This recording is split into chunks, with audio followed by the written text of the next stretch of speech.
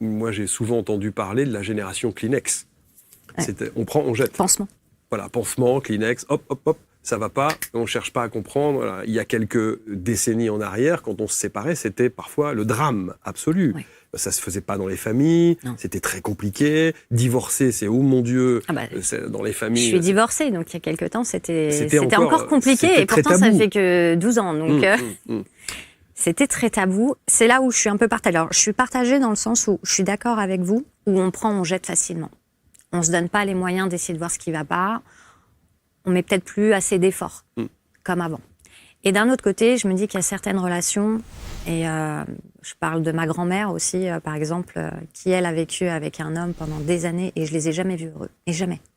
C'était engueulade sur engueulade.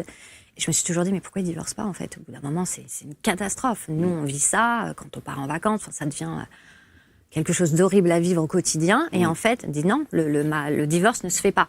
Donc je me dis, oui, il y a cet effet de on jette facilement, on se donne plus les moyens d'essayer quand même de construire quelque chose, parce qu'un couple parfait, ça n'existe pas. Et d'un autre côté, je me dis que c'est bien aussi que certaines personnes se séparent et s'écoutent un peu plus, parce que rester des années avec une personne avec qui ça ne va pas, en fait, la vie, elle va être longue, quoi.